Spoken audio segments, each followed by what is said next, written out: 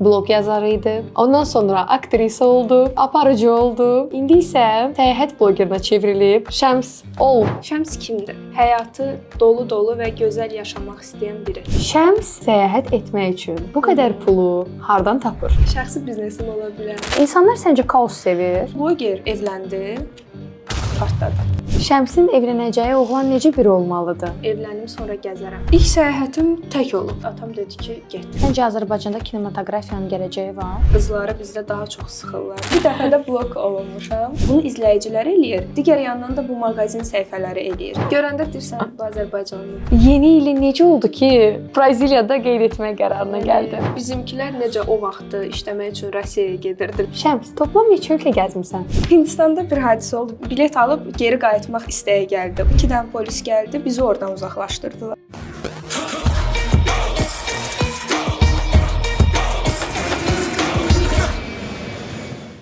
Hər kəsə salam. Uzun bir fasilədən sonra növbəti verilişimizi çəkmək üçün gəlmişik. Mən analıq məzuniyyətində idim və uzun bir ara verdim, amma artıq verilişlərimizə davam etmək istəyirik və bu gün çox gözəl bir qonağımız var. İndi sizə onu təqdim edəcəm. Ondan öncə sizə bildirmək istəyirəm ki, verilişimizin baş sponsoru Selfie Travel turizm şirkətidir.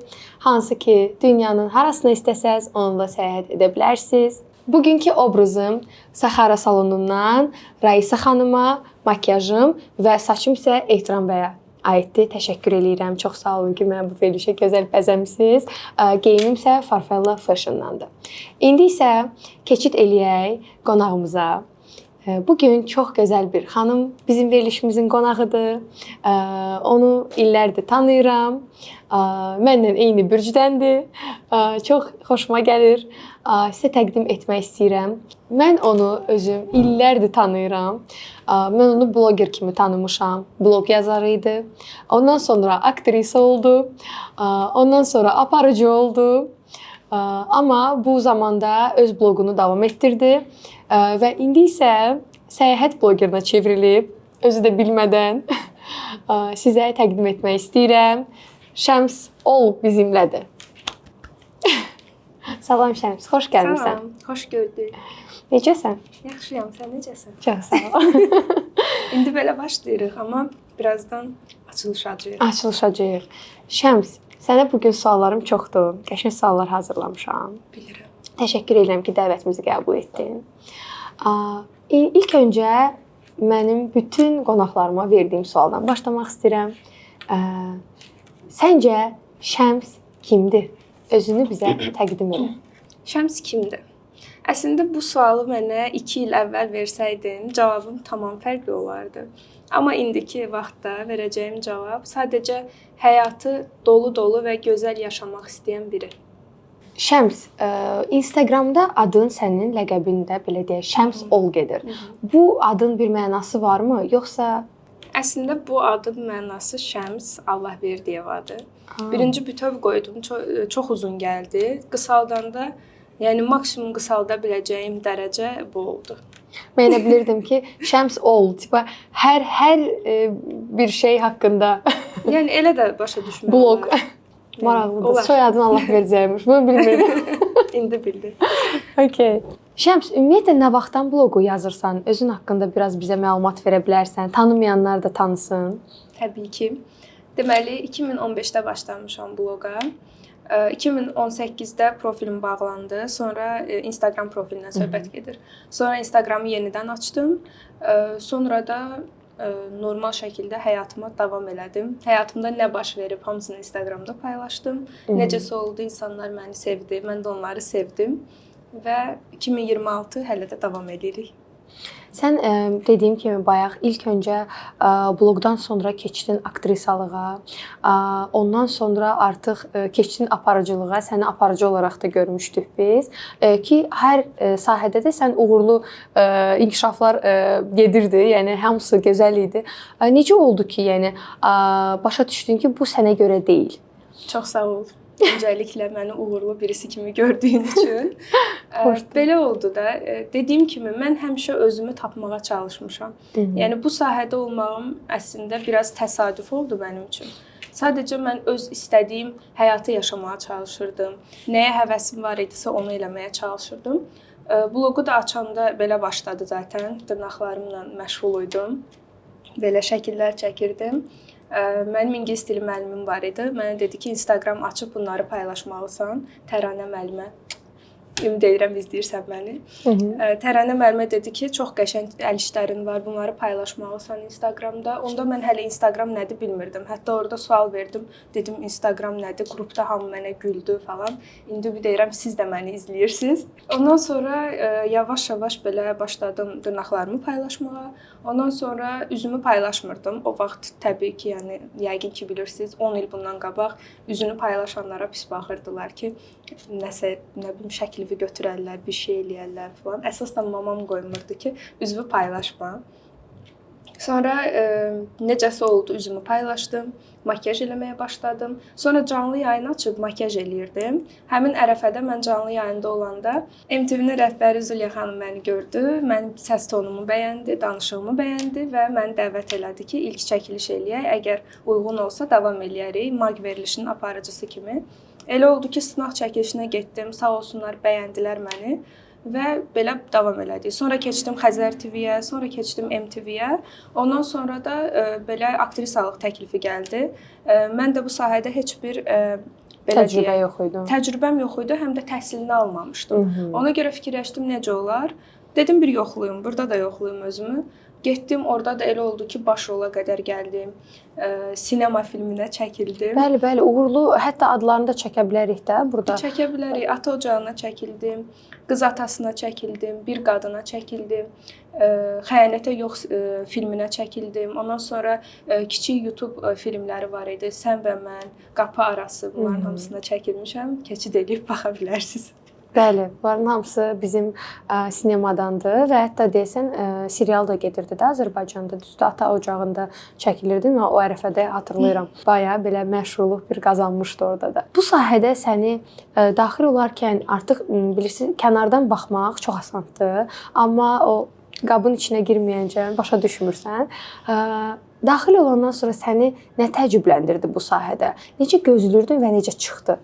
Bu sahə dediyimiz blogerlik, yoxsa aktrisalıq, yoxsa sosial sahə.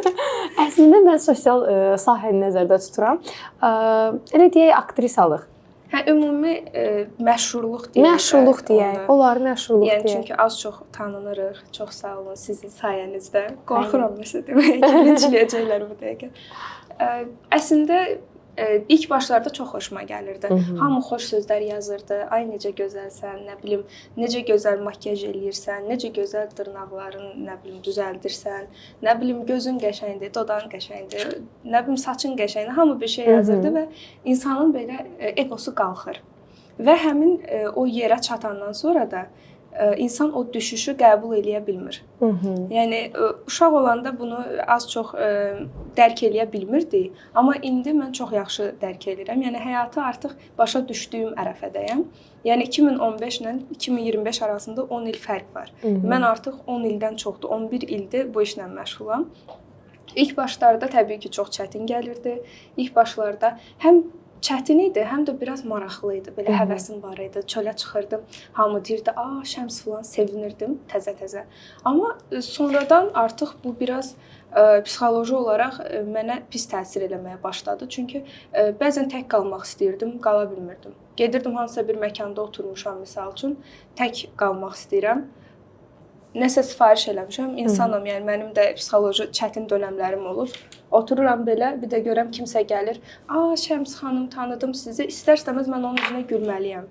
Yəni keyfim olmasa belə, mən sadəcə oturmuşam, kimsə görürəm, keyfim olmasa belə mən onun üzünə gülməliyəm. Yoxsa deyəcək ki, mənə sifət elədi və yaxud da mən ona salam verdim, salamımı almadı. Yəni bu kimi şeylər artıq bir yerdən sonra insanı narahat edir. Yəni tək çölə çıxa bilmirəm. Belə kiçik sıxıntılarımız var bizim də. Tüm böyle Azərbaycan o qədər belə deyim də, yəni Azərbaycanda tanınan kimi hamı sразу tanıyır. Bakıda balacadır. Yəni dünya balacadır hətta bu dəqiqə deyərdim. Yəni ona görə məncə də bəzən bu rahatlıq versə də, bəzən məncə anti tərəfləri də olur. Olur təbii ki. Bir də mən Üzeyrin kliplərinə çəkilmişəm. 3 klipində oynamışam.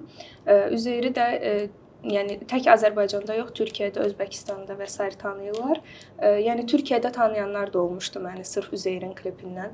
Yəni Türkmənistanda daha çox izləyirlər. Bir də Özbəkistana gedəndə yolda 1-2 nəfər belə tanımışdı.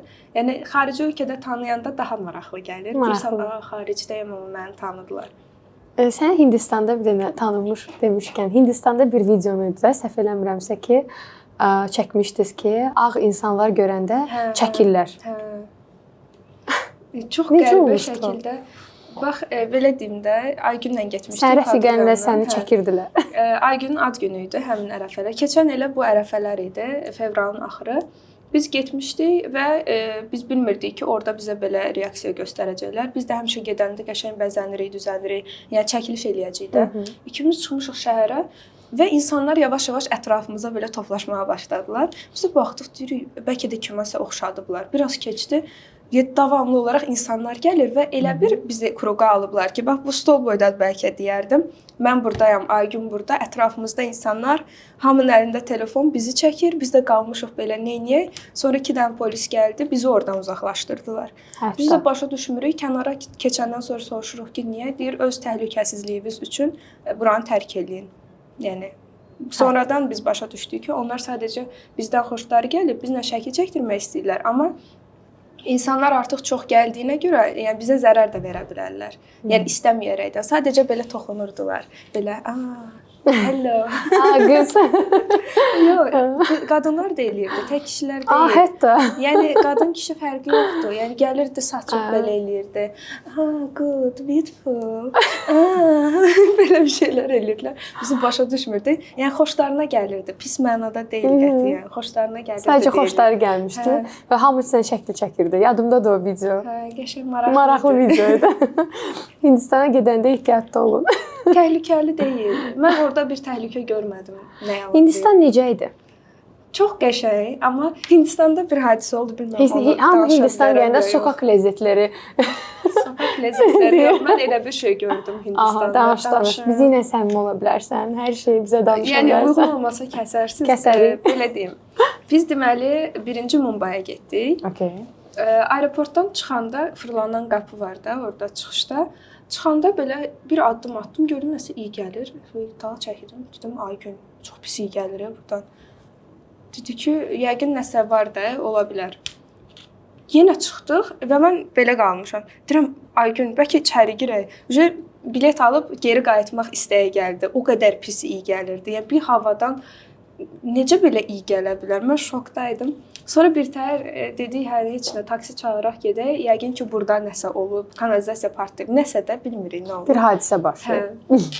Nəysə, taksiyə mindik, taksi daha betər iyi gəlir. Həm iyi gəlir, həm də nəsə qoşub orada, o da iyi vurur. Yəni onun iyi ilə o iyi qarışıb, aləm dəyib də bir-birinə. Bütün yol belə getmişik. Sonra çatdıq otelin yanına. Biz də taksidən tez düşmək üçün bəhanə axtarırıq ki, tez düşək deyən bu iyilər hamısı qarışıb. Bir yolun bu tərəfində saxlayıb, sağ tərəfdə bizim otelimizdir. Dedik ki, burada düşək. Burada düşdük, otelə doğru yolu keçəndə mən gördüm ki, sağda bir dənə qəşəng uzun paltarda bir qadın. Elə istədim deyim ki, Aygün, bəs qadının paltarına bax. Qadın paltarını belə götürdü, ətəyi yığdı. Oturdu aşağı.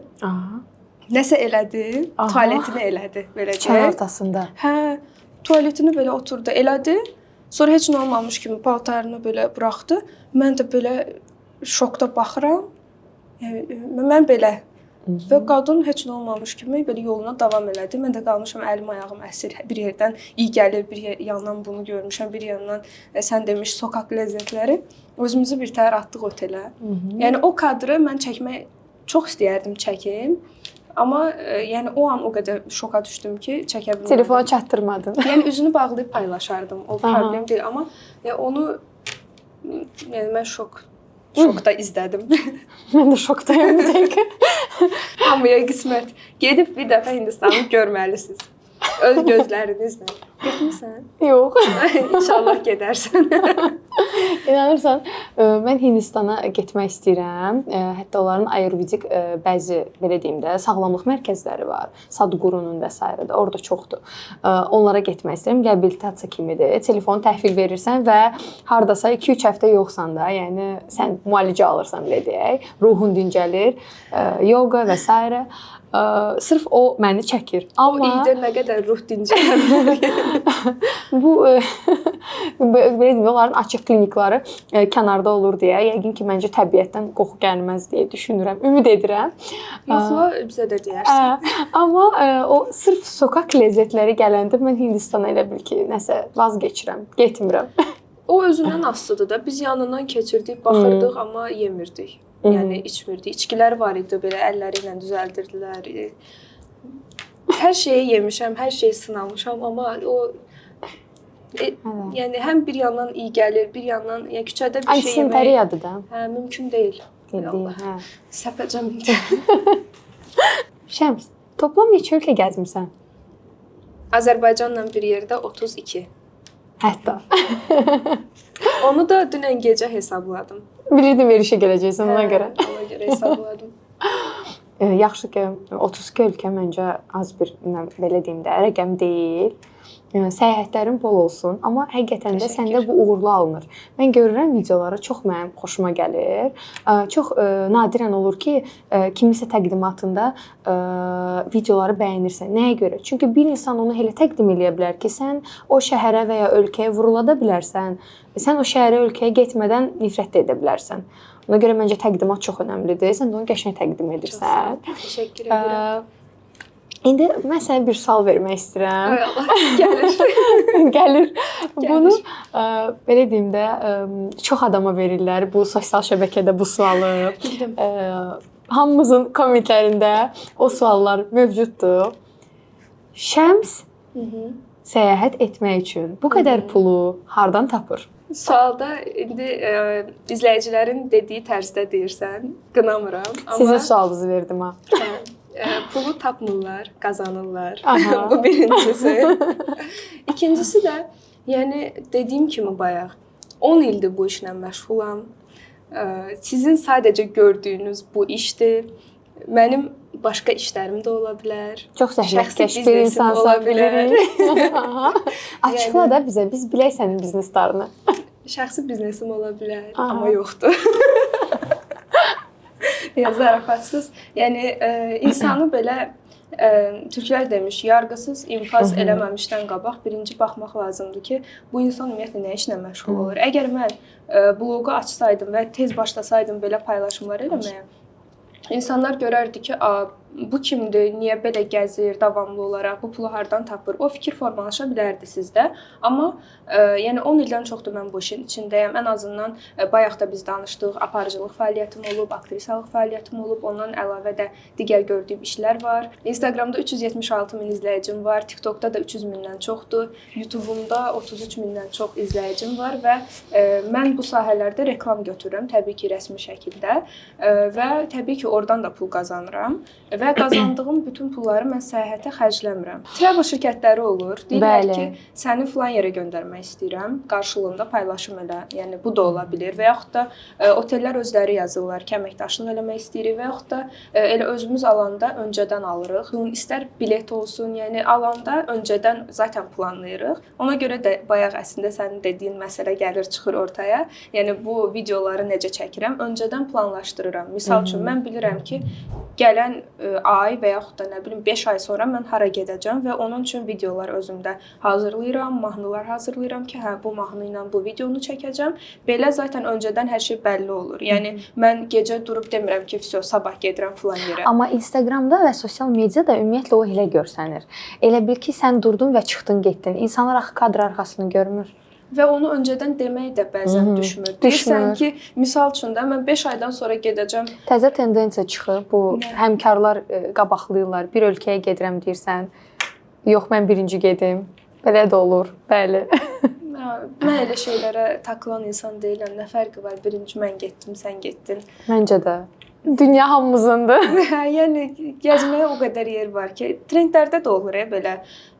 Onu da əslində bunu biz eləmirik. Yəni blogerlər eləmirlər. Bunu izləyicilər eləyir. Digər yandan da bu mağazin səhifələri eləyir. Orada paylaşırlar ki, misal üçün atıram, sən bu videonu bu vaxt çəkmisən, o bu vaxt çəkib. Sizcə hansı daha tez çəkib? Sizcə hansında daha yaxşı alınıb? Və istər-istəməz bizim aramızda rəqabət yaratmağa çalışırlar. Bu bir yandan yaxşı bir şeydir, amma bir yandan bu davamlı olsa məncə pis yerlərə gəlib çıxa bilər.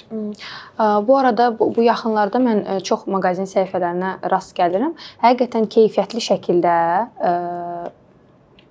necə deyirlər, politik şəkildə səhifələrini idarə edən gözəl mağazin səhifələri var, amma arada olur ki, bəzən intriqa yaranır məcburi. Çalışırlar ki, nəsə bir atışma olsun, dava olsun, qırğın olsun. Onlar da oradan belə amma elə bil ki, fikir vermisənsə, bir məsələ yaranır və kaos yaranır və o kaosdan məşhurluq yaranır. Həqiqətən insanlar səncə kaos sevir? Sevirlər. Özü də çox sevirlər. Tək kaos deyil, bu bilmirəm, bizim insanlar biraz şəxsi həyatla maraqlanmağı çox sevirlər. Yəni bir bloger götürsək tək, onu izləyərlər bir yerə qədər. Amma o bloger evləndi, partladı. Yəni çox vaxt belə olur.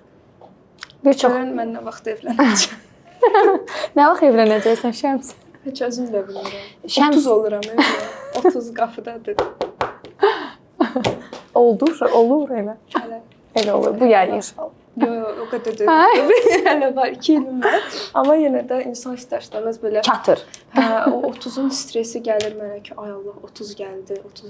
Evlənmək demişkən, Şəmsin evlənəcəyi oğlan necə biri olmalıdır? Varmı sənin belə kriteriyaların?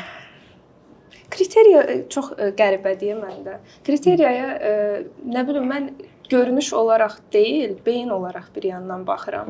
O arada biz görürük, arada mənim podruqalarım deyir ki, arada görürük. Misal üçün çox qəşəng bir qız yanında belə meymuna oxşayan bir oğlan gəzir. Deyir, yəni gələcəyimi mən elə görürəm. Yəni görüntü mənim üçün çox da önəmli deyil. Yəni o qəşəng qız yanında meymun kimi oğlan görsəniz, onlardan biri mən də ola bilərəm. Yəni hər şey ola bilər. Özümə belə artıq inanmıram.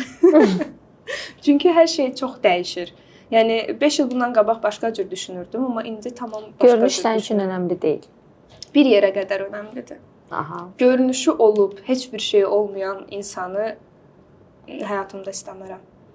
Necə biri olmalıdır? Heç bir şey dediyin nədir nəzərdə tutduğun? Çoxsu deyə bilər pulu, çoxsu deyə bilər ağlı. Pul da önəmlidir, ağıl da önəmlidir. Və mən bir şeyə diqqət edirəm. Yəni mənim bu dəqiqə 28 yaşım var və mən həyatım üçün lazım olan hər şeyi özüm eləmişəm. Yəni valideynlərimdən də kömək almadan tək başına özüm bir yerlərə qədər gəlib çıxmışam. Mənim həyatıma gələcək insan deyək ki 30 yaşı var və bu adam 30 yaşına qədər özünə bir ev ala bilməyib və yaxud da bir maşın ala bilməyib və yaxud da evi, maşını kənara qoydum. Öz həyatı üçün bir yatırım eləyə bilməyib, bir iş qura bilməyib, nə bilim nəsə eləyə bilməyibsə, mən o insanı həyatımda istəmərəm. Çünki yəni mən bunu qız olaraq eləmişəmsə, ən azından qarşımdakı insanda ona uyğun olmalıdır. Demirəm ki, mən kasıb biri ilə danışmaram, evlənmərəm və yaxud da nə bilim sevgili olmaram, amma o baxır o kasıblığa. Yəni bu insan istəyərəkmi bunu eləyir, yoxsa həyat şərtləri mi bunu gətirir? Çünki varlı birinlə də evlənib sonradan onun iflas eləyəcəyini heç kim öncədən bilə bilməz. Yəni kriteriyamda qətiyyən pul, yəni maddiyyat yoxdur. İnandınız buna? Yox, zarafatsız. Yəni maddiyyatı mən kriteriya olaraq görmürəm. Əsas mənim üçün insanın mənə qarşı olan düşüncəsi, anlayışı.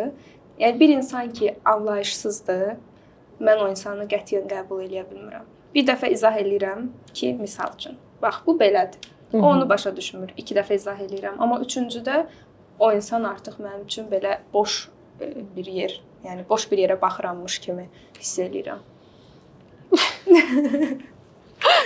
Nə oldu? Heç nə. Qatılırsan? Qatılıram. Ən azından bir Qatılıram. nəfər, Qatılıram. mənə qatılır. Fikirlərinə hörmətlə yanaşıram. Əlbəttə sağ ol. sən özün tək xanım olaraq çox zəhmətkeşsən. Bayaqdan bunu vurğulayıram. Bu dəqiqə öz zəhməti ilə halal çörək qazanan çox azdır.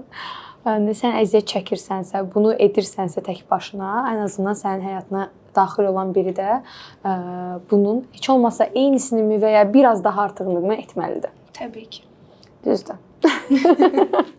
Sonra kriteriyadan nə qaldı? Hə. Əslində deyirəm belə görüntü Qəşəng olsun. çox da önəmli deyil. Amma Yaraşıqlı olsun.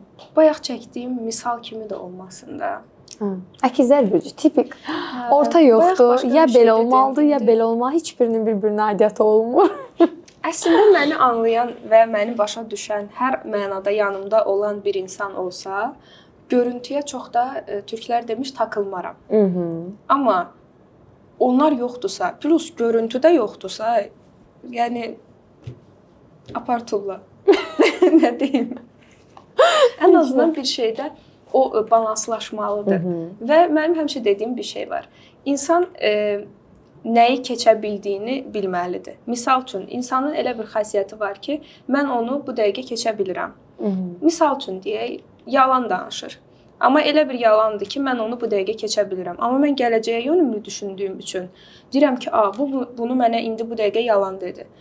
5 aydan sonra yenə deyə bilər, 10 aydan sonra yenə deyə bilər və davamlı olaraq yalan desə, artıq onu fikirləşərəkdən münasibəti bitirirəm. Yəni insanın keçə biləcəyi Kəsib atırsan. Keçə bilməyəcəyi şeylər var. Yəni ona uyğun qərar verirəm. Və nəticə ortada. Onda sənin həyat yoldaşın dürüst olmalıdır. Yaraşıqlı olmalıdır biraz. Biraz olsun. Biraz olsun. Ağıllı olmalıdır və Ağıllı olsun. və pul qazanmağı bacarmalıdır. Yəni Buradan izləyənlərə də bildirək də. Şəms, Bəli. səyahət demişkən, qaydaq səyahət məsələmizə. Qaydaq. İlk səyahətin kiminlə olub? İlk səyahətim tək olub. Hara olub? Yox. Tək olub. Ümumi olaraq bu səyahətin başlanğıcı olaraq yoxsa İlk səyahətin. Mindin təyyarəyə, birinci dəfə təyyarəyə minirsən, gedirsən. tək olub, tək. Tək olub. Hara getmirsən? Türkiyə olub. Belə deyim, orada bir proje var idi. Ora dəvət eləmişdilər məni. Türkiyə-Azərbaycan ortaq çalışmalı bir film çəkilişi olacaqdı. Dəvət elədilər. Mən də ilk səyahətim olacaq. İlk dəfə təyyarəyə minəcəm. Gəldim evdə dedim ki, bəs belə bir təklif var. Nə edeyim? Mamam biraz narazılıq elədi ki, nə işin var falan. Atam dedi ki, get. Mən də belə cəsarətləndim, çamadanımı yığdım, tək getdim. Düz orada qarşıladılar. Yəni ekipdən adamlar gəldi, qarşıladı, amma yəni məntiq olaraq təyyarəyə tək mindim, uçdum və ora çatdım. Onda ailəndən tək səni papa dəstəklədi. Yəni ilk etaplarda əslində mamam da dəstəkləyirdi, Amma o daha çox qorxurdu. Yəni biraz yəni Azərbaycanda yaşayırıq, Azərbaycan ailəsidir və istər-istəməz qızları bizdə daha çox sıxırlar, daha çox mühafizə eləmək istəyirlər də, qorumaq istəyirlər. Yəni onları da qınamıram, amma artıq ailəm yanımdadır, çox şükür. Axır ki başa düşdülər mənim nə eləmək istədiyimi. Səncə bax bu ailələrdəki xanımları bəzilərini çox sıxırlar da. Səncə bu cür tərbiyə doğrudurmu? Çox sıxmalısan? Yoxsa çox sıxdıqca elə bil övlad valideynlə dost olmayıb, artıq yalan deməyə başlayır məcbur?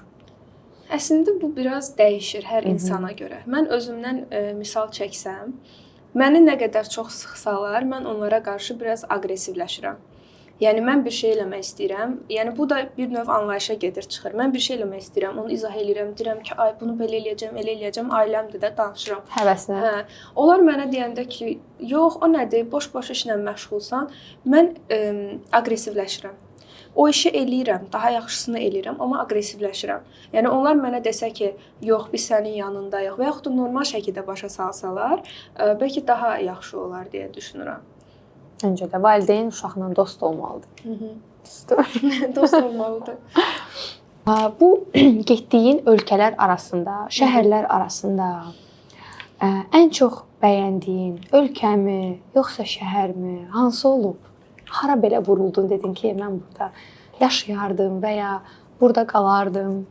Əslində belə deyim, mən getdiyim hər ölkəyə vuruluram. İlk gün belə bir şey olur. Mən burada yaşayaram. Hər getdiyim ölkədə bunu edirəm. Hindistandan başqa. Hər getdiyim ölkədə belə ayda mən burada yaşamaq istəyirəm dediyim olur. Amma sonra oturub məntiqli düşünəndə mən soyuq sevmirəm. Soyuq ölkələr heç mənlik deyil, üşüyürəm. Üşüyəndə də heç nə eləmək istəyi gəlmir. Yəni günəş görməsəm günüm çox pis keçir. Günəşli havalarda daha özümü yaxşı hiss eləyirəm, pozitiv hiss eləyirəm. Yəni hava biraz tutqun olanda o mənə də təsir eləyir. Deyirlər meteohəssas insan o mənəm. Yəni həqiqətən də yağış yağır, belə keyfim başqa olur, qar yağır başqa olur, tutqun olur başqa olur. Amma günəş olanda yəni adımdan dolayıdır, nədir bilmirəm, amma günəşi sevirəm və günəş mənə daha çox yaxşı enerji verir. Ona görə düşünürəm yaşayacağım ölkə isti ölkə olmalıdır. Yəni qısaca deyim, bütün isti ölkələrdə yaşaya bilərəm, amma 1 ay, 2 ay, yenə də o deyirlər, dönüb dolaşıb gələcəyim yer yenə buradır. Çünki mənim burada evim var, işim var, ailəm var. Yəni hara getsəm də sonda bura gələcəm. Öz vətənimiz kimisi yoxdur zaten. Təbii ki. Yəni hara getsək də o doğmalığı, o istiliyi, nə qədər ölkədə hava soyuq olsa da istiliyi biz ancaq öz ölkəmizdə, vətənimizdə tapırıq, düzdür? Bəli.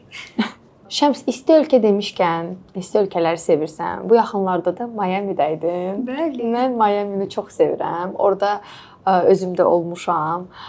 1 aya yaxın mən orada qalmışam, istirahət eləmişik. Məzuniyyətimi orada keçirtmişəm və çox bəyəndim oranı. Sən Çox bəyəndin? Çox gözəldir. Mən ora vuruldum. Ümumiyyətlə GTA oynayan birisi idim uşaqlıqda. Mən də oynamışam. Neçə il, yəni hər o 4-ü, 5-i, Vice City, San Andreas hamısını oynamışam. Orada Vice City-də Colony oteldən başlayırdı ilk missiya. Yəni oranı görəndə həmişə deyirdim ki, "A, nə qəşəngdir, palmalar filan." Bilmirdin nə realda var o? Hə, mən bilmirdim. Mən də bilmirdim. Sonradan Sonra bilmişəm ki, oyun normal xəritədən götürülür. Hə, normal xəritədir. Xəritədə hansı yerlər varsa, orada da eyni yerlər var. Yəni o küçələrin hamısını gəzdim. Əzbərə bilirdin xəritəni. Hə, çox qəşəng idi, çox bəyəndim. Əsas da palmaları sevdim. İnsanlarını çox sevdim. South Beach, çox Ocean gözəl. Drive. Hə. Yəni ümumi olaraq çox bəyəndim, çox qəşəng idi. Dediyim kimi insanlar o qədər mükəmməl idi, o qədər anlayışlı idi. Gülər üz. Anlayış problemim var. Yəni mən ömrümdə elə normal və hörmətli, anlayışlı insan görməmişdim. Adi belə bir şey deyim. Bizdə küçədə gedirik, şəkil çəkirik, kənardan belə baxırlar ki, neynirlər bunlar. Amma başqa ölkələrdə də bunlara rastlaşmışıq. Şəkil çəkəndə gəliblər, siqnal veriblər, qoymayıblar, nə bilim düz qabağımızdan keçiblər. Bu hər yerdə olur. Amma orada biz şəkil çəkəndə bir də yəni belə başın qarışır da çəkməyə. Gördük ki, sağda, solda adamlar dayanıb hamısı bizi gözləyirlər ki, biz şəklimizi çəkək, qutaraq. Yəni bu hörməti mən orada həqiqətən də hiss elədim və o qədər xoşuma gəldi. Yəni oturub ağlamaq istədim ki, bu insanlar necə belə dəyər verirlər, hörmət edirlər ki, insanlar burada şəkil çəkir. Adi oradakı maşının yanında biz şəkil çəkəndə istər-istəməz yola çıxmalıydıq, yəni çəkə bilmək üçün. Mən yolda dayanmışam, şəkil çəkirəm.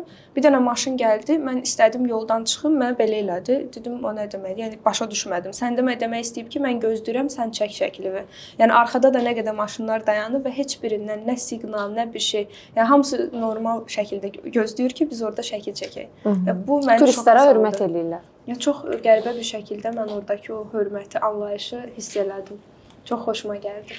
Ümumiyyətlə dünyanı gəzməyi mən çox sevirəm. Yəni kim sevməz də? Dünyanı gəzirsən, yeni ölkələr kəşf edirsən, yeni şəhərlər, yeni insan, yeni mentalitet.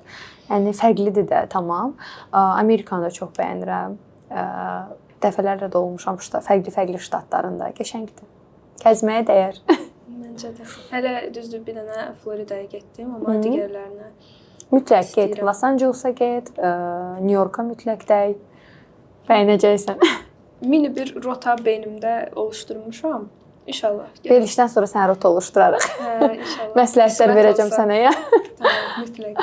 Şəms, mən bilirəm ki, sənin çoxlu belə deyim, dost ətrafın var. Ətrafın genişdir. Sən də mənim kimi dostcanlısan.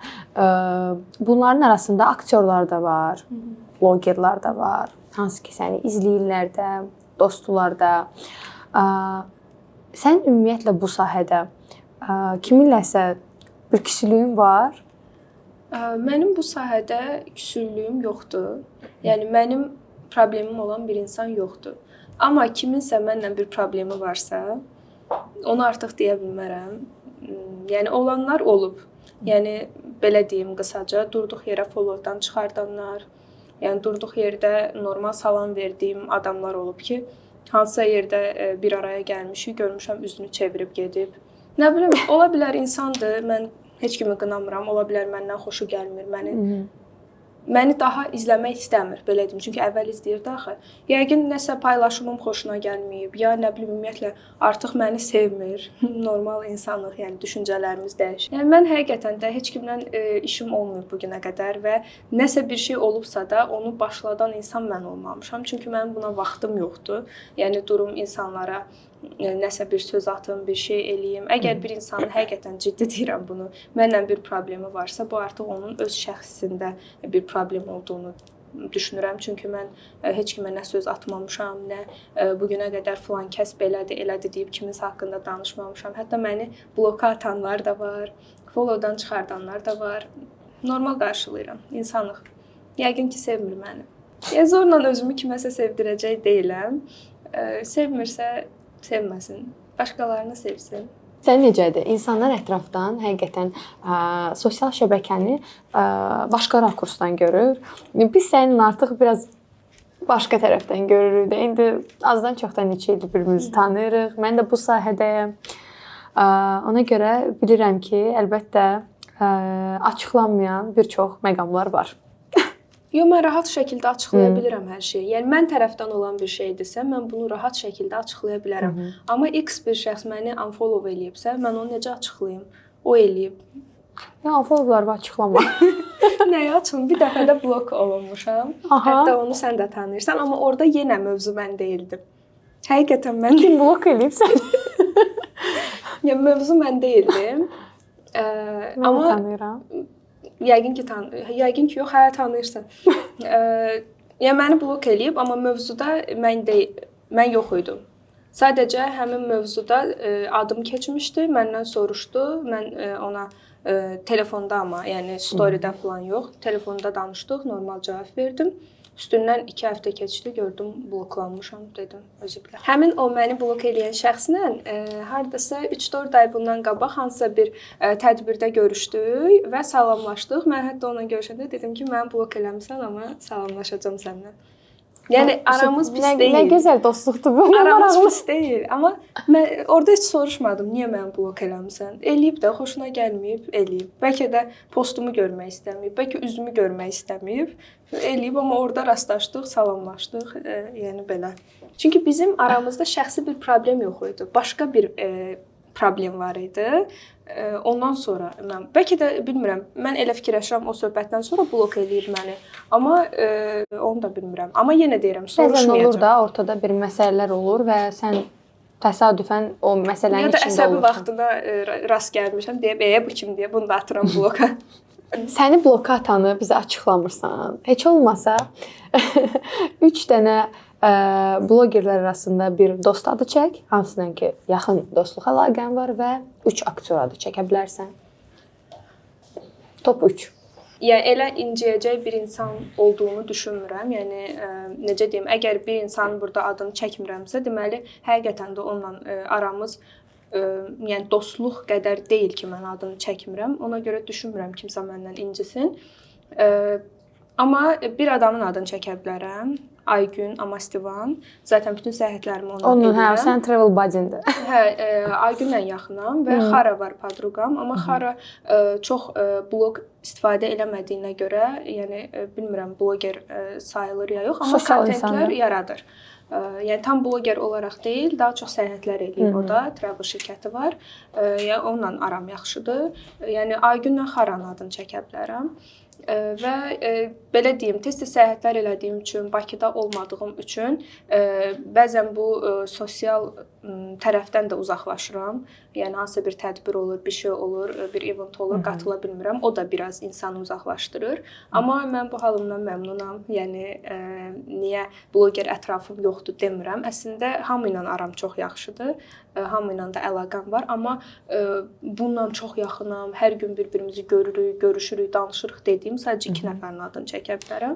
Aktrisalardan indi tam olaraq aktrisa fəaliyyəti deyil, həm də Instagramda bloger kimi fəaliyyət göstərənlər də var. Arzum var, Uzel var, yəni onların da adını çəkə bilərəm. Ümumiyyətlə mənim followumda olan, yəni qarşılıqlı followlaşdığımız hamı ilə aram çox yaxşıdır. Yəni salam sağolumuz var. Bizim məqsədimiz intriqa çıxartmaq deyil. Sadəcə suallar deyə. Gözəl aktrisaların adını çəkdin. Bəli. Özün də keçmiş aktrisasan da artıq. Qayıtmağı fikirləşirsən aktrisalara? Gözəl bir təklif gəldi, bir gözəl ssenariyo gəldi. Əslində mən aktrisalığı tam dayandırmamışam. Sadəcə səyahətlərə biraz çox başım qarışdı və gördüm ki, yəni ikisini bir arada apara bilmirəm. Bir də bizdə biraz büdcə sıxıntısı var, məncə hamı bilir, yəni gizlədiləsi bir şey yoxdur burada. Büdcə çox az olduğu üçün, yəni aldığımız qonorar çox az olduğu üçün bəzən sərf eləmir açığı, nə yalan deyim. Amma yaxşı bir təklif gəlsə, rol mənə çox uyğun olsa, xoşuma gəlsə, təbii ki, yəni 100% davam eləyərəm. Yəni dayandırmamışam. Səncə Azərbaycanda kinematografiyanın gələcəyi var? Əslində bu mövzuda danışacaq insan məncə mən deyiləm. Yəni necə deyim, özümü o yerdə görmürəm ki, mən Azərbaycanda kinematografiyadan danışım, amma başqa aktyor çağırmalıyam belə iş. Düşünürəm ki, gələcəkdə yaxşı olar. Yəni hər şey özümüzdən asılıdır. Hər şey bizim öz əlimizdədir. Məncə də, yəni ən gözəl belə deyim də, bizim millətimiz ümumiyyətlə gözəl şəkildə hər şey edir də. Yəni hər şeylə yaxşısını etməyə çalışır. Məncə kinoya da bir əl atsaq, gözəl bir yaxşı ssenaristlərimiz var, yaxşı rejissorlarımız var. Aktrisalarımız var, aktyorlarımız var. Məncə yaxşı olar gələcəkdə. Səyahət zamanı bilirsən ki, adamın başına min cür hadisə gəlir. Bunların arasında ağlamalı, gülməli hadisələr olur. O an başa düşməsəydi bu gözəl bir xatirəyə çevrilir.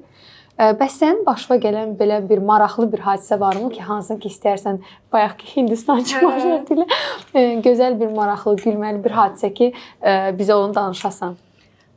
Əslində Hindistanda başqa bir hadisə də var idi, amma onu bütün sənin travmaların Hindistandadır. Onu utanıram danışmağa. Onu mən sonra sənə danışaram. Həqiqətən də pis bir hadisə idi, liftlə bağlı idi.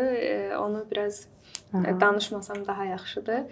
Amma Mərakeşdə başımıza bir hadisə gəlmişdi. Biz öncədən bilet ucuzdur deyə Mərakeş planı qurmuşduq. Amma həmin o planı quranda biz bilmirdik ki, bu Ramazan ayına düşəcək. Və Mərakeşdə də vəziyyət belədir ki, orada yəni oruç tutan insanlar üçün bir sahur yeməyi verirlər, bir də iftar verirlər. Ortada heç bir ərəb ölkələri kimi, heç bir restoran işləmir. Ən azından Dubayda biraz tapmaq yenə də tapmaq olur. Amma orada ümumiyyətlə heç bir yer işləmir. Hansı məkana girirdiksə deyirdilər ki, yox biz işləmirik, ancaq iftardan sonra ümumiyyətlə bağlı idi. Heç gedib oturmaq belə olmurdu. Küçədə insan yox idi. Sanki tərk edilmiş bir yerə getmişik kimi bir his var idi. Bir də orada planlamadığımız bir şey də var idi ki, hava. Yəni, şərait pis idi. Hava şəraiti. Belə deyim, biz nazik paltarlar götürmüşdük, amma ora gedəndə gördük soyuqdur. Hərəmizin də əlimizdə cəmi bir kurtqamız var.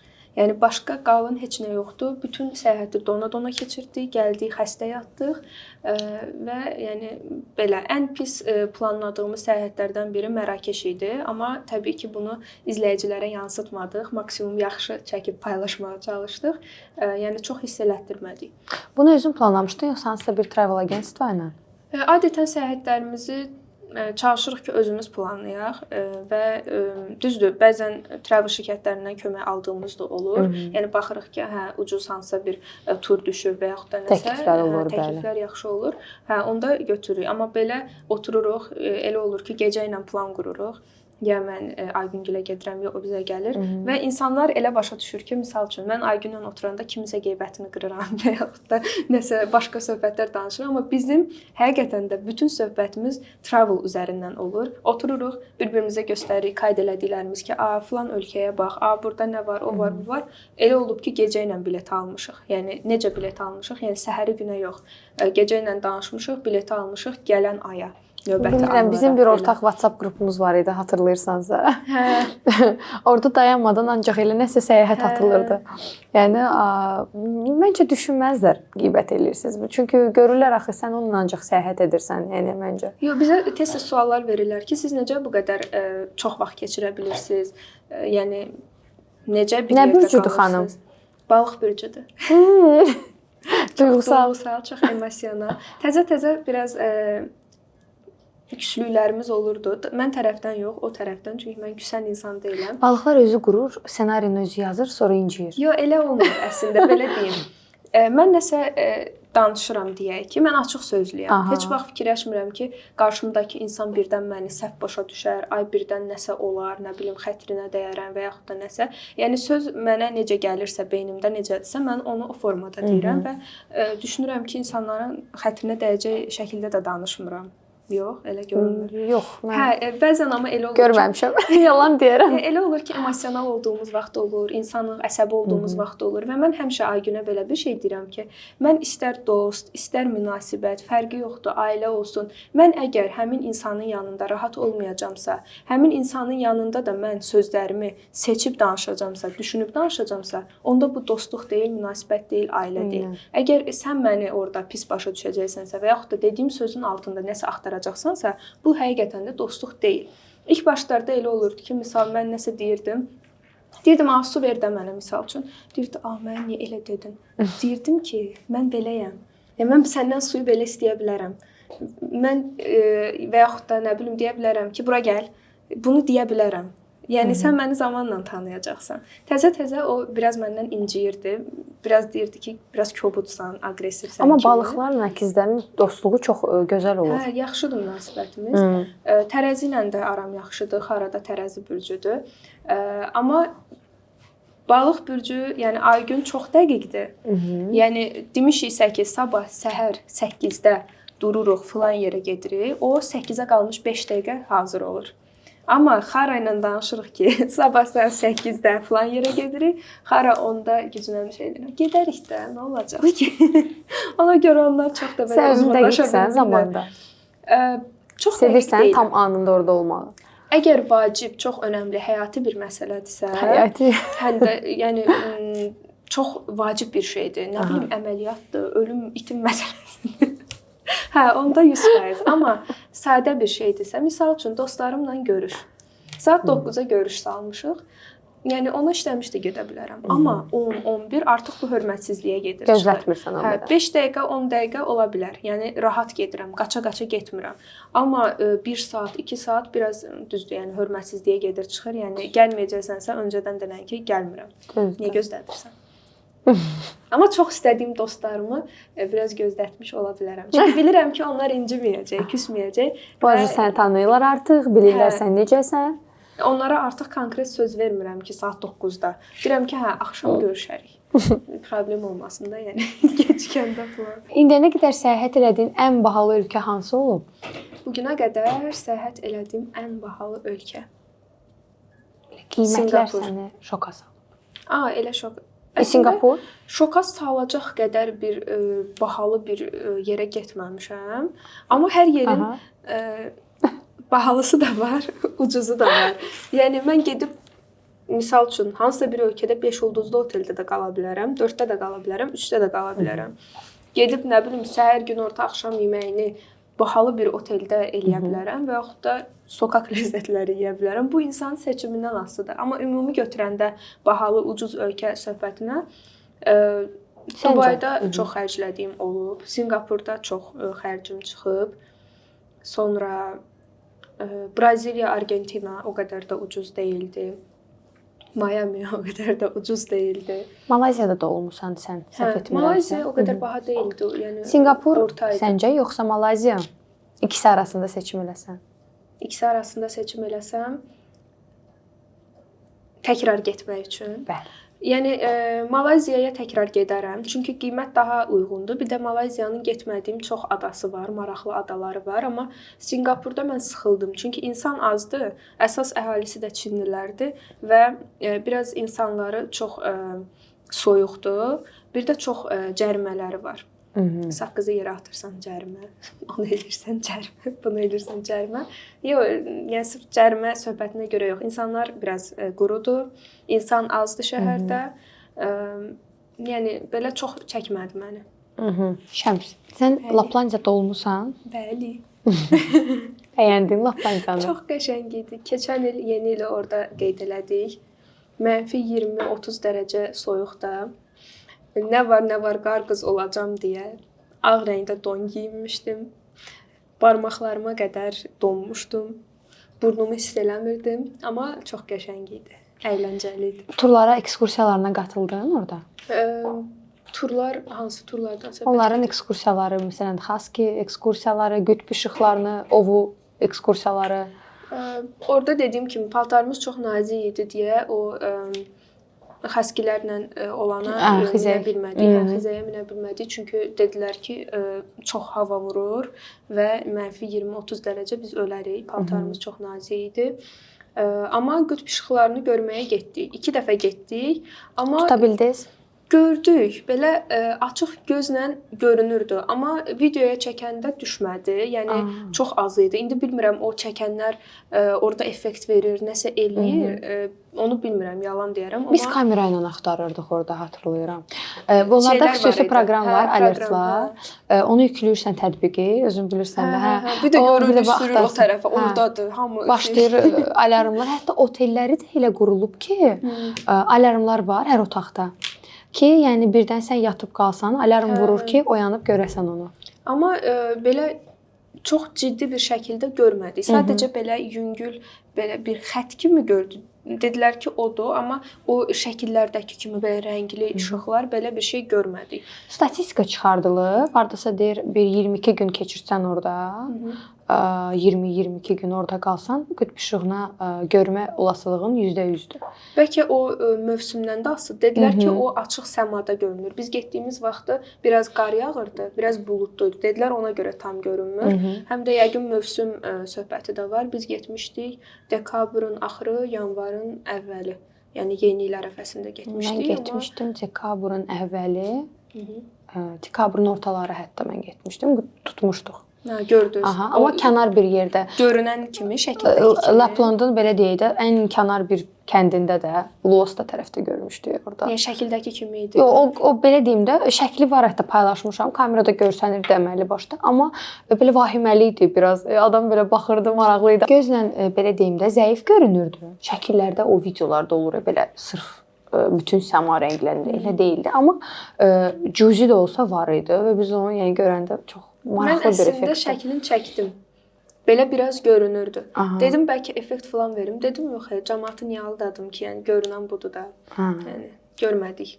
Gördük, amma çox az idi. Yəni onu görmədik sayıram.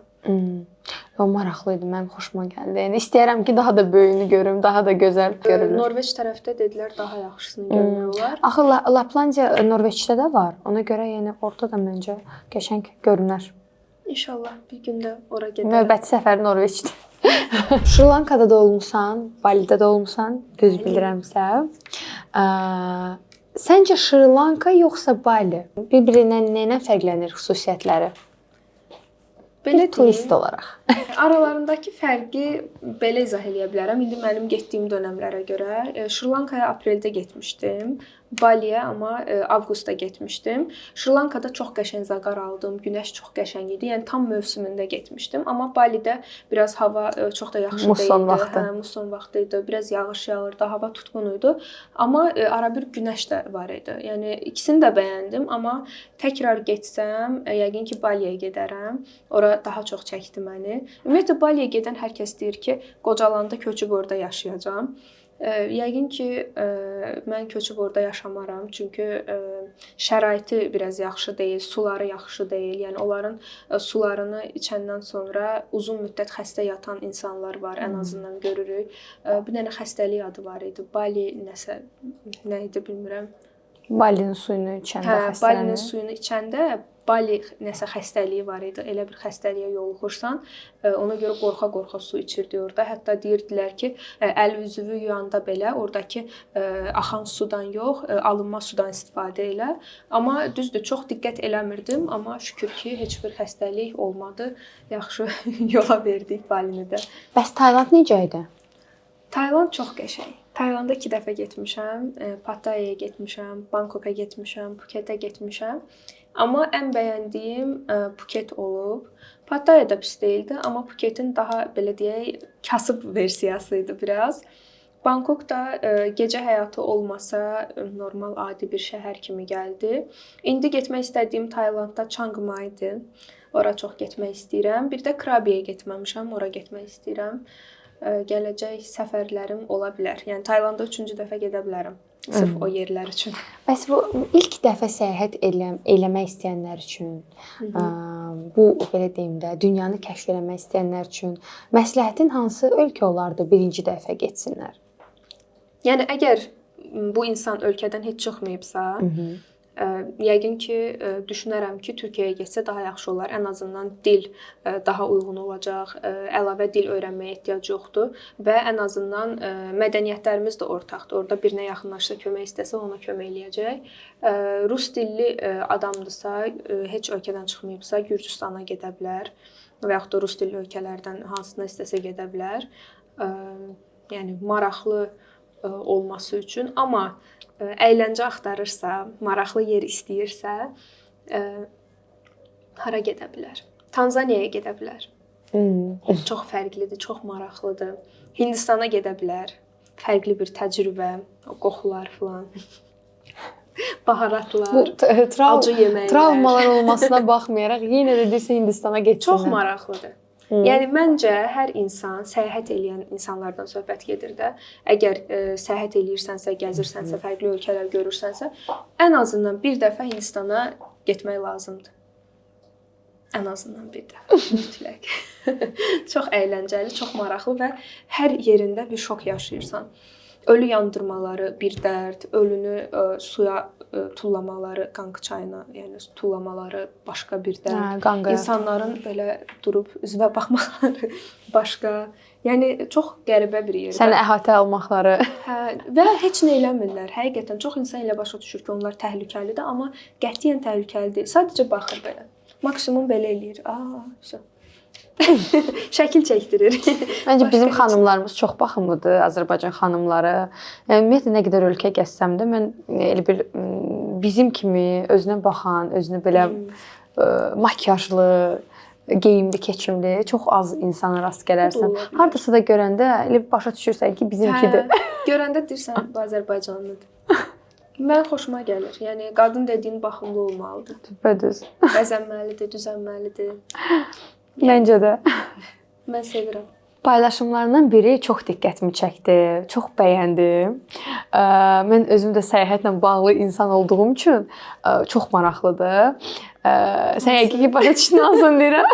Təxmini, hə. Yeni ilin necə oldu ki, Braziliyada qeyd etmək qərarına gəldin? Braziliyada yeni il qeyd eləmək bizim 2 ildir ki, ürəyimizdə idi. 2 ildir ki, deyirdik ki, Braziliyaya gedək. Amma viza çox çətin aldıq, 2 aya aldıq. Eyni zamanda biz istəyirdik Cənubi Amerikanı ümumiyyətlə gəzək bitirək, amma vaxt çatdıra bilmədik. Təkcə Braziliya və Argentina vizasına vaxt çatdıra bildik. Kolumbiya təhlükəlidir deyə gedə bilmədik. Digərləri də eyni şəkildə, amma yəni bugünə qədər getdiyim və ən yadda qalan ölkələrdən birincisi də deyə bilərəm. Çünki yeni ili Rioda qeyd eləmək tamam fərqli bir hiss idi. Onu burdan sizə ötürə bilmərəm. Videodan keçid eləyib baxsaz, oradakı mənim üz ifadəm, oradakı sevincim, yəni o qədər fərqli idi ki.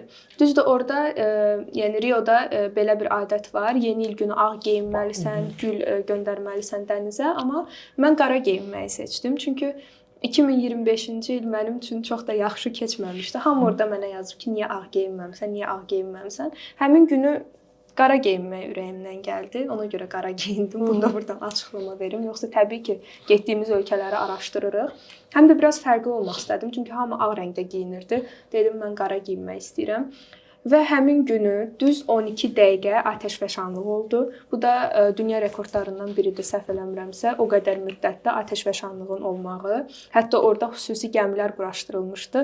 Dənizin ortasındakı sırf o atəşfəşanlıq orada olsun. Çox gözəl görüntü idi. Çox gözəl idi və ondan əvvəl biz o qədər həyəcanlı idik. Aygünlə bir-birimizə deyirik, işıq götürmüşük, telefonlar əlimizdə. Deyirik ki, tez çəkək, birdən vaxt çatdırmarıq. Deyirlər 12 dəqiqə, 10 dəqiqə, 15 dəqiqə arası, amma birdən 5 dəqiqə olar, 3 dəqiqə olar, çatdıra bilmərik filan. Sonra orada bir xanım tapdıq, dedi bizim ikimizin videosunu çəkdi. Sonra biz bir-birimizi çəkdik. Sonra ətrafı çəkirik və hələ də görürük bu bitmir. Yəni axırda oturub belə baxırdıq ki, görək nə vaxt bitəcək. Ya o qədər çox davam elədi və insanlar hamısı belə dənizə qaçır. Sevinir, əylənir. Çox qəşəng, çox fərqli bir təcrübə idi. Çox gözəl idi. Məncə insan bir dəfə də gedib Rionu görməlidir. Rio təhlükəlidir. Çox. Yəni bu günə qədər getdiyim ölkələr içində ən təhlükəlisi Braziliya idi deyə bilərəm. Həqiqətən biz qorxumuzdan 3 gün telefon istifadə eləmədik küçədə. Mən necə eləyirdim? Mənim biraz konum bilgilərim çox yaxşıdır. Yəni xəritəni çox yaxşı bilirəm. Xəritəyə baxırdım, deyirdim ki, misal üçün nə eləmək istəyirik? Dondurma yeməyə getmək istəyirik. Xəritədə baxırdım, hə burdan çıxıb gedəcəyik ora bura. Vəsə telefonları qoyurduq oteldə. Düzdür, otel də güvənilir deyildi, amma yəni məcbur, yəni nəyəsə güvənməli idi orada. Telefonları qoyurduq, kameralar falan götürməmişdik. Hər şey otaqda qoyurduq, qapını kilitləyirdik. Sadəcə qiymət nə qədərdirsə, deyək ki, 100-200 cibimizdə onu qoyurduq və gedirdik. Yəni o yolu necəsə tapırdıq, o dərəcədə güvənmirdin. Yox, mümkün deyil. Yəni əldə telefon tuta bilmərsən, çünki orada insanlar qaçırlar yol qırağında və velosiped sürənləri var. Hətta gözümüzün qabağında neçə dənə oğurluq gördük biz. Amma əlimizdə telefon olmadığı üçün çəkə də bilmədik. Yəni vloqlarda onu göstərə də bilmədik, amma həqiqətən də təhlükəli idi. Orada biz 2 dənə türk qızla tanış olduq. Həmin qızların başına nə gəlmiş? Deməli, taksiyə miniblər. Biri sağda oturub, biri solda. İki tərəfdən də 2 dənə oğlan gəlib qapını açıb, birinin çantasını əlindən dartıblar, birinin telefonunu. Yəni qızlar gücünə gəlib otelə çatmışdılar. Bizim oteli sonradan tapdılar. Bizlə tanış olanda, yəni o qədər pis idilər. Biz onları biraz belə ürək-dirək verirdik ki, narahat olmayın, gəlin bizlə bir yerdə çıxaq və həmin qızlarla indi də əlaqəmiz qalıb, dostlaşmışıq, hətta görüş planları da qurmuşuq. Yəni biz 4 qız o sahillərdə, Copacabana sahillərində, Ipanema sahillərində necə gəzdik bir Allah bilir. Həm qorxurduq, həm də gəzməyimizdən qalmırdıq. Yəni çox qəribə bir şey idi. Mən istəyirdim, can atırdım ki, çıxım çölə, görüm orada nə var. Axı bizdə belə bir şey var, uşaqlıqdan gələn. Nəyə deyirlər olmaz, ona gedirik. Orada da deyirdilər ki, təhlükəlidir, deyirdik, yox, gedib görək nə var orada, nə var orada. Amma axıra yaxın öyrəşdik, telefonla çıxırdıq çölə. Sən Rio de Janeiro'nu telefonsuz gəzdin. 3 gün hə. 3 gün hə. Ona görə çox bir şey çəkə bilmədik ilk 3 gün. Amma sonra telefonu öyrəşəndən sonra belə bir balaca kəmər aldıq.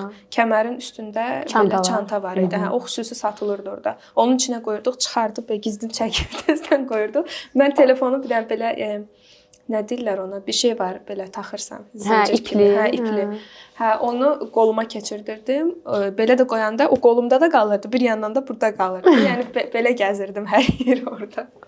Çox qəribə bir şey idi. Maraqlı idi amma, əyləncəli idi. Hansı ki o telefonsuz gəzdiyimiz yerləri, sonra telefonumuz olanda bir də gedib gəzdik ki, çəkə bilək, insanlara göstərə bilək, vloqumuzda olsun. Bayaq Zanzibardan danışdıq. Dedin ki, oranı çox bəyənmişəm. Orada belə qeyri-adi bir hadisələr baş verdimi? Bilirsən, qəbilələr orada çoxdur. Bildim nəyi nəzərdə tutursan. Biz əslində Zanzibara gedəndə, mən Zanzibarı 2020-dən planlayırdım, amma 23-dən 24-ə keçən il, yeni ili qeyd eləməyə getmişdik. Yəni mən həmişə öncədən planlayıram. Planlayıram deyəndə, yəni istəyirəm getmək, sonra çalışıram onun üçün və gedirəm. 2020-dən araşdırırdım ki, mən ora getmək istəyirəm, Və biz gedəndə yeni il idi. Çox qəşəng yeni il qeyd elədik orada.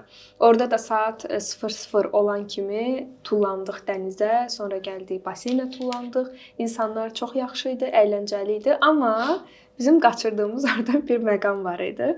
Biz həqiqətən bunu bilmirdik. Biz orada türklərin otelində qaldıq.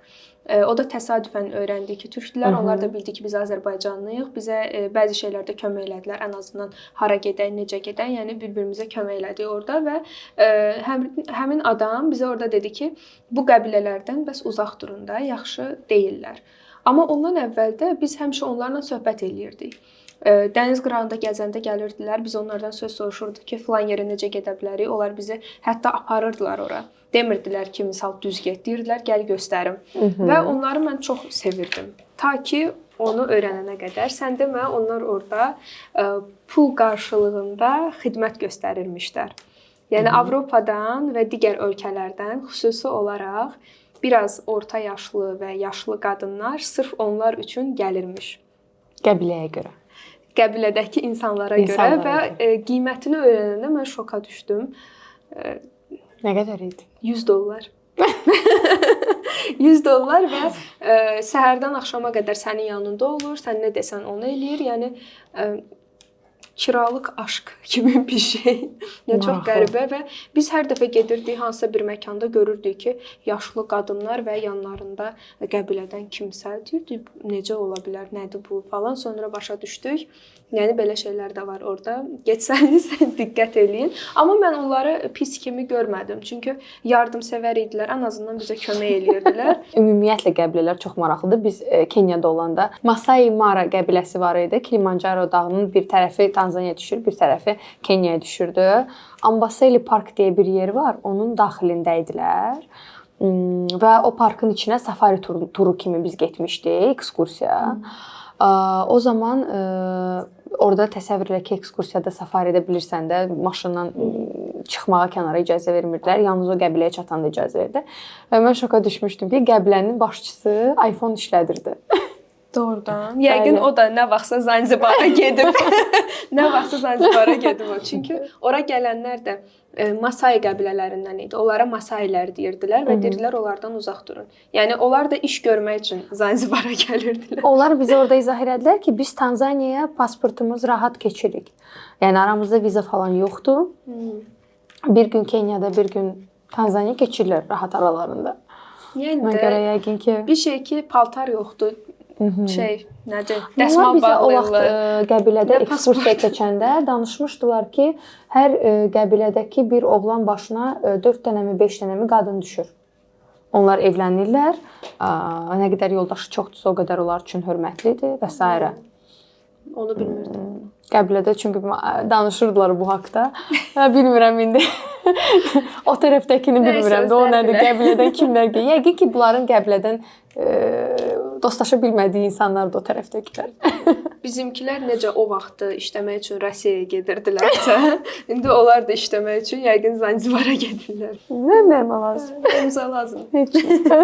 Sadəcə məlumatı ötürdün bizə. Çox sağ ol bu məlumat üçün. Təşəkkür. Artıq biz bilirik ki, Zanzibara gedəndə nədən ehtiyatlı olub və nədən uzaq durmaq lazım? Əslində ehtiyatlı olmaq deyil. Zaten onlar bunu pul qarşılığında eləyirlər. Sən ona pul verməsən, o heç nə eləyən deyil. Onlar pul qazanmağa gəlirlər. Yəni çox da qorxulu deyil. Amma görsən sənə pulsuz yol göstəriblər. Demisən kömək eləyiblər, yardımsevərdilər. Bilsəydim soruşmazdım. Özüm bir tərk edib tapardım. Amma insan olaraq məncə yaxşı idilər. Yox, istidir. Ümumiyyətlə Afrika yaxşıdır. Mən sevirəm onları, nə olsa da. Şəms, son olaraq artıq verilişimizin sonuna doğru gedirik. Argentinaya getmişdin. Argentina da gözəl idi. Orada şəlaləyə dəydin deyəsən, düzdür? Çox gözəl bir şəlaləyə getmədin? Getdim təbii ki. Elə baxırsan. O qədər yol gedib o şəlaləni görməsəydim. Yəni necə idi? Danış bizim izləyicilərimizə. Mən həyatımda elə şəlalə görməmişəm. Yəni yalan demirəm, qətiyyən abartmıram, amma bir şəlalə necə belə hökmlü ola bilər? O su necə oradan elə aşağı axa bilər? Şokdaydım. Əsas da Şeytan boğazı deyilən bir yer var orada. Orada o qədər güclü axır ki, həmin o su axını. Ona görə Şeytan boğazı adlandırırlar ki, sanki aşağıda şeytan var və suyu özünə çəkir. Yəni o qədər güclü axır həmin hissə. Yəni çox bəyəndim, çox maraqlı idi, çox əyləncəli idi. Düzdür, biz şəlalənin yuxarısındaydıq, amma o qədər su üstümüzə çiləyirdi ki, yəni cücəyə dönmüşdük də, yəni islanmışdıq, amma çox əyləncəli idi, çox xoşbəxt idim orada. Yenə olsa yenə gedərəm. Məncə hər insan gedib o şəlaləni görməlidir. Dünyanın ən böyük ərazi cəhətdən ən böyük şəlaləsidir. Yəni çox sevdim, çox bəyəndim və tərkibində çoxlu şəlalələr var. Tək o Şeytan boğazı deyilən yer deyil, yanında yəni bir sürü şəlalələr var. Bir də təbii ki, Argentinaya gedəndə Buenos Airesi görməmək olmazdı. Uşaqlığımızın çox serialı orada çəkilib. İndi adlarını tam xatırlamıram. O vaxt nənəm baxırdı. Buenos Aires sahilləri falan. Çox qəşəng idi. Mənə biraz Avropanı xatırlatdı. Hətta onlar da deyir ki, Buenos Aires Avropaya oxşadır. Yəni Amerika üçün Avropa sayılır. Hətta orada Parisə bənzədirlər. Dilləri də ispan dilidir orada. Yəni ispanca danışırlar. Braziliyada Portuqal dilində danışırlar. Belə maraqlı idi, əyləncəli idi. Çox bəyəndim, çox sevdim. Amma Iguazu tamam başqa bir aləm idi. Ümumiyyətlə dünyanı gəzmək çox maraqlıdır.